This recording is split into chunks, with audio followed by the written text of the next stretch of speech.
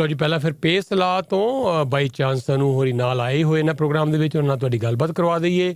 ਸਾਡੇ prime minister Justin Trudeau ਵੱਲੋਂ ਹੁਣੇ ਸਾਨੂੰ ਇੱਕ ਸੁਨੇਹਾ ਭੇਜਿਆ ਗਿਆ ਹੈ ਔਰ ਉਹ ਹੈ ਪੋਂਗਲ ਦਾ। ਤਾਂ ਅੱਜ ਜਿਹੜੀ ਤਮਿਲ ਕਮਿਊਨਿਟੀ ਹੈ ਉਹ ਪੋਂਗਲ ਦਾ ਤਿਉਹਾਰ ਵੀ ਬੜੇ ਚਾਵਾਂ ਨਾਲ ਮਨਾ ਰਹੀ ਹੈ। ਤਾਂ ਜਿੱਥੇ ਅਸੀਂ ਲੋਹੜੀ ਮਨਾਉਂਦੇ ਹਾਂ, ਮਾਘੀ ਦਾ ਤਿਉਹਾਰ ਮਨਾਉਂਦੇ ਹਾਂ, ਇਸ ਤਰ੍ਹਾਂ ਹੀ ਤਮਿਲ ਕਮਿਊਨਿਟੀ ਜਿਹੜੀ ਕਿ ਬਹੁਤ ਵੱਡੀ ਕਮਿਊਨਿਟੀ ਹੈ ਇੱਥੇ GTA ਇਲਾਕੇ ਦੇ ਵਿੱਚ, ਕੈਨੇਡਾ ਭਰ ਵਿੱਚ ਵੀ, ਅੱਜ ਉਹਨਾਂ ਦਾ ਵੀ ਬੜਾ ਹੀ ਵੱਡਾ ਇਹ ਦਿਨ ਹੈ।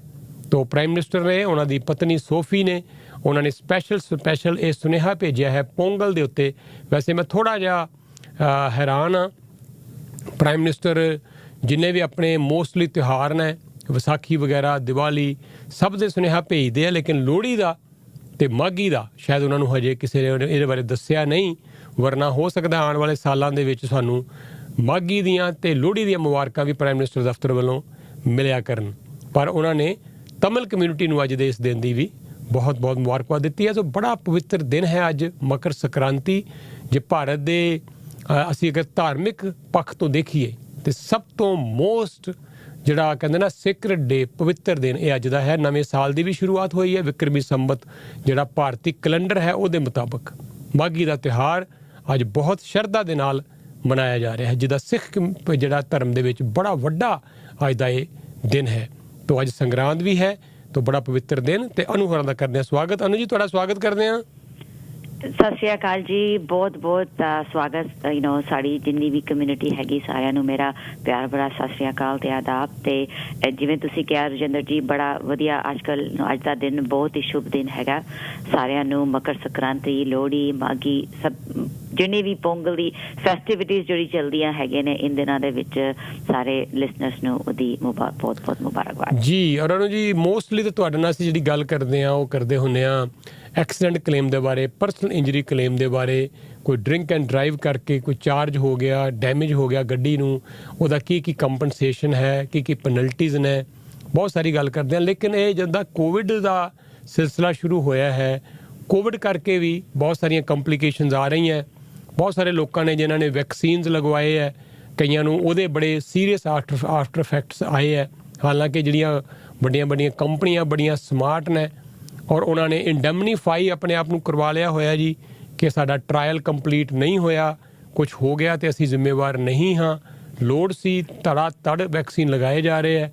ਤਾਂ ਇਸ ਸਮੇਂ ਦੇ ਵਿੱਚ ਵੀ ਕਈ ਲੋਕਾਂ ਨੂੰ ਕਈ ਤਰ੍ਹਾਂ ਦੀਆਂ ਅਗਰ ਕੰਪਲੀਕੇਸ਼ਨਸ ਆਈਆਂ ਤੇ ਉਹਨਾਂ ਨੂੰ ਕੀ ਕੋਈ ਕਾਨੂੰਨੀ ਪੱਖ ਤੋਂ ਰਾਹਤ ਮਿਲ ਸਕਦੀ ਹੈ। ਅੱਜ ਇੱਕ ਬੜੀ ਅਹਿਮ ਜਾਣਕਾਰੀ ਤੁਹਾਨੂੰ ਇਹਦੇ ਬਾਰੇ ਅਨੂ ਜੀ ਦੇਣ ਜਾ ਰਿਹਾ। ਜੀ ਅਨੂ ਜੀ, ਦਿਓ ਜਾਣਕਾਰੀ। ਹਾਂਜੀ ਰਜਿੰਦਰ ਜੀ, ਅੱਜ ਅਸੀਂ ਜਿਹੜੀ ਗੱਲ ਕਰਾਂਗੇ ਉਹ ਕੋਵਿਡ ਦੇ ਕੰਟੈਕਸਟ ਦੇ ਵਿੱਚ ਆਪਾਂ ਸ਼ਾਰਟ ਟਰਮ ਡਿਸੇਬਿਲਿਟੀ ਤੇ ਲੌਂਗ ਟਰਮ ਡਿਸੇਬਿਲਿਟੀ ਦੀ ਗੱਲ ਕਰਾਂਗੇ।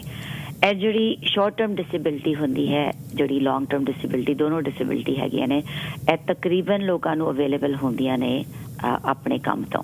ਜਿਵੇਂ ਲੋਕੀ ਕੰਪਨੀ 'ਚ ਕੰਮ ਕਰਦੇ ਨੇ ਜਿਨ੍ਹਾਂ ਕੋਲ ਐਕਸਟੈਂਡਡ ਬੈਨੀਫਿਟਸ ਵਗੈਰਾ ਹੁੰਦੇ ਨੇ, ਅਤੇ ਕੰਪਨੀ ਜਿਹੜੀਆਂ ਹੈਗੀਆਂ ਨੇ ਐਮਪਲੋਇਰਸ, ਉਹ ਕਦੀ ਸਨ ਲਾਈਫ ਨਾਲ, ਕਦੀ ਮੈਨਿਊ ਲਾਈਫ ਨਾਲ, ਇਸ ਤਰ੍ਹਾਂ ਕੰਪਨੀ ਦੇ ਨਾਲ ਆਪਣੇ ਜਿੰਨੇ ਵੀ ਵਰਕਰਸ ਹੈਗੇ ਨੇ ਉਹਨਾਂ ਦੀ ਸ਼ਾਰਟ ਟਰਮ ਜਾਂ ਲੌਂਗ ਟਰਮ ਡਿਸੇਬਿਲਿਟੀ ਲੈਂਦੇ ਹੈਗੇ ਨੇ। ਅਤੇ ਜੋ ਡਿਸੇਬਿਲਿਟੀ ਦਾ ਜਿਹੜਾ ਕਲੇਮ ਹੁੰਦਾ ਹੈਗਾ, ਤੁਸੀਂ ਕਦੋਂ ਕਲੇਮ ਕਰ ਸਕਦੇ ਹੋ, ਕਿੰਨੇ ਪੈਸੇ ਤੁਹਾਨੂੰ ਮਿਲਦੇ ਹੈਗੇ ਨੇ, ਉਹ ਸਾਰਾ ਦਾ ਸਾਰਾ ਉਹ ਤੁਹਾਡੇ ਡਿਸੇਬਿਲਿਟੀ ਐਗਰੀਮੈਂਟ ਦੇ ਨਾਲ ਡਿਸਾਈਡ ਹੁੰਦਾ ਹੈਗਾ। ਤੇ ਸ਼ਾਰਟ ਟਰਮ ਡਿਸੇਬਿਲਿਟੀ ਜਿਵੇਂ ਹੁੰਦੀ ਹੈਗੀ, ਤਕਰੀਬਨ ਜਿਹੜੀ ਮੈਂ ਪਾਲਿਸੀ ਦੇਖੀਆਂ ਨੇ 60 ਦਿਨ ਦੀ ਹੁੰਦੀ ਹੈਗੀ, ਉਸ ਤੋਂ ਬਾਅਦ ਲੌਂਗ ਟਰਮ ਡਿਸੇਬਿਲਿਟੀ ਸ਼ੁਰੂ ਹੋ ਜਾਂਦੀ ਹੈ।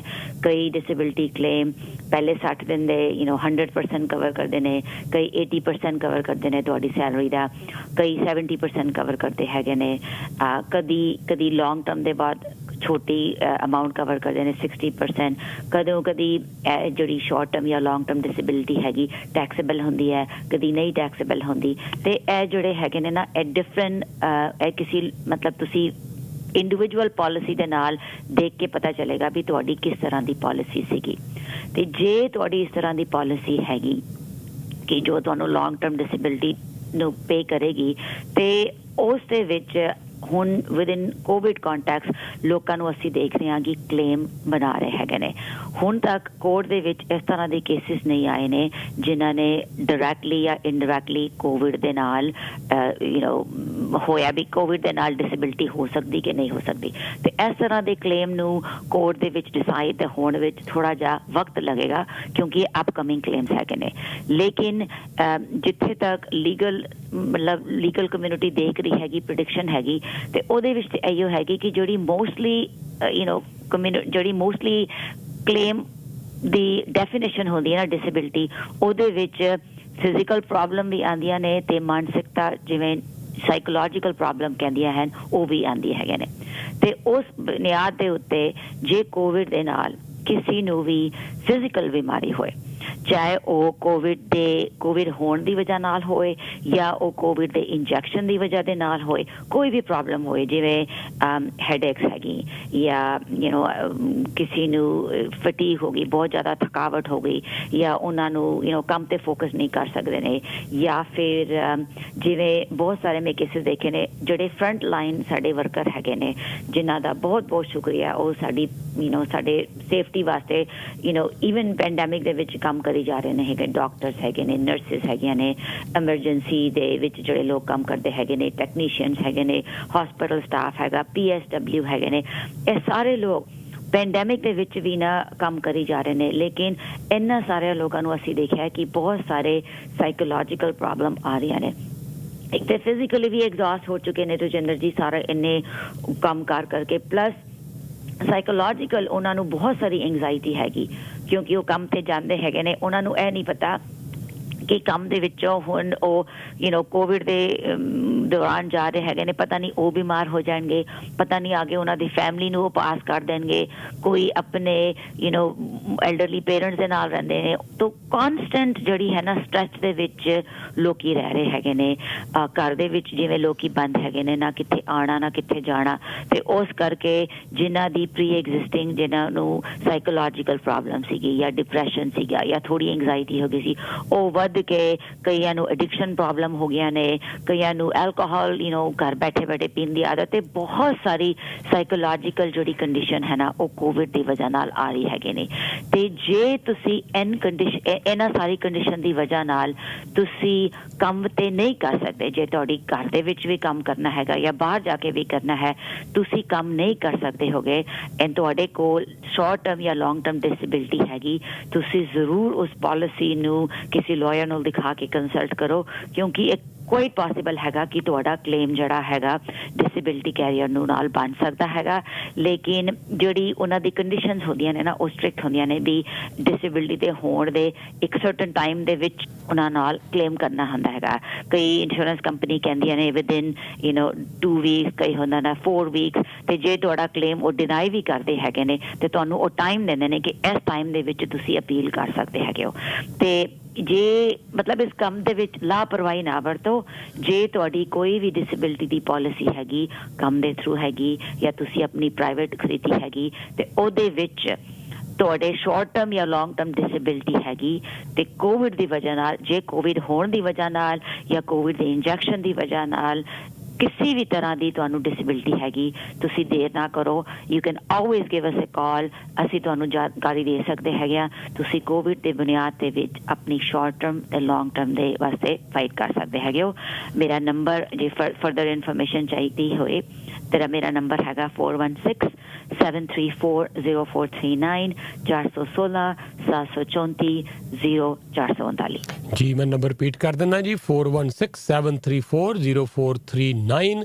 ਹਾਲਾਂਕਿ ਐਕਸੀਡੈਂਟ ਕਲੇਮ ਹੋਵੇ, ਪਰਸਨਲ ਇੰਜਰੀ ਕਲੇਮ ਹੋਵੇ, ਕਈ ਤਰ੍ਹਾਂ ਦੇ ਹੋਰ ਜਿਹੜੇ ਕਲੇਮਸ ਇਹ ਲਗਾਤਾਰ ਪਿਛਲੇ 20-22 ਸਾਲ ਤੋਂ ਅਨੁਹੋਰੀ ਕੋਰਟ 'ਚ ਫਾਈਟ ਕਰਦੇ ਆ ਰਹੇ ਹੈ।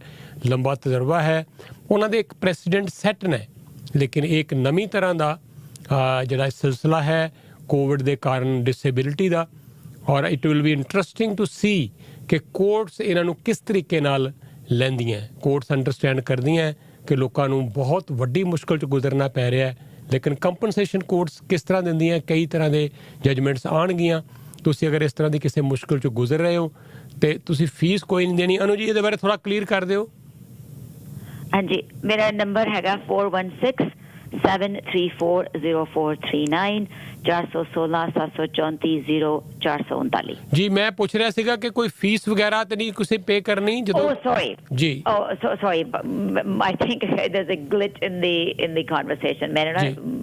पता नहीं थे रिसेप्शन सही नहीं आ रही या कुछ है ਵਿੱਚ ਨਾ ਥੋੜੀ ਆਵਾਜ਼ ਕੱਟ ਰਹੀ ਸੀਗੀ ਜੀ। ਤੇ ਰਜਿੰਦਰ ਜੀ ਕੋਈ ਫੀਸ ਨਹੀਂ ਹੈਗੀ ਜਿਹੜੀ initial consultation is always free ਠੀਕ ਹੈ ਜੀ ਚਾਹੇ ਤੁਹਾਡਾ ਲੌਂਗ ਟਰਮ ਡਿਸੇਬਿਲਿਟੀ ਦਾ ਸ਼ਾਰਟ ਟਰਮ ਡਿਸੇਬਿਲਿਟੀ ਦਾ ਤੇ ਐਕਸੀਡੈਂਟ ਦਾ ਤੇ ਹੋਰ ਵੀ ਕਈ ਵਾਰੀ ਲੋਕੀ ਮੈਨੂੰ ਫੋਨ ਕਰਦੇ ਹੈਗੇ ਨੇ ਹੋਰ ਤਰ੍ਹਾਂ ਦੀ ਪ੍ਰੋਬਲਮ ਦੇ ਵਿੱਚ ਤੇ ਜੇ ਮੈਂ ਉਸ ਏਰੀਆ ਦੇ ਵਿੱਚ ਨਹੀਂ ਕੰਮ ਕਰਦੀ ਹੈਗੀ ਮੈਂ ਫਿਰ ਵੀ ਕੰਸਲਟ ਦੂਜੇ ਲਾਇਰਸ ਨਾਲ ਕਰਕੇ ਉਹਨਾਂ ਨੂੰ ਰੈਫਰ ਕਰ ਸਕਦੀ ਹੈਗੀ ਆ ਤੇ ਇਨੀਸ਼ੀਅਲ ਕੰਸਲਟੇਸ਼ਨ ਮੇਰੀ ਹਮੇਸ਼ਾ ਜਿਹੜੀ ਹੈਗੀ ਉਹ ਫ੍ਰੀ ਹੈਗੀ ਨੋ ਚਾਰਜ ਐਟ ਆਲ ਲੋ ਜੀ ਨੰਬਰ ਹੈ 4167340439 4167340439 ਸੇਵ ਕਰਕੇ ਰੱਖੋ ਜਦੋਂ ਲੋੜ ਪੈ ਗਈ ਕਾਲ ਕਰ ਸਕਦੇ ਹੋ ਅਨੂ ਜੀ ਬਹੁਤ ਬਹੁਤ ਸ਼ੁਕਰੀਆ ਤੁਹਾਡਾ ਬਹੁਤ ਬਹੁਤ ਸ਼ੁਕਰੀਆ ਵਿਜੇਂਦਰ ਥੈਂਕ ਯੂ ਜੀ ਥੈਂਕ ਯੂ ਸੋ ਮਚ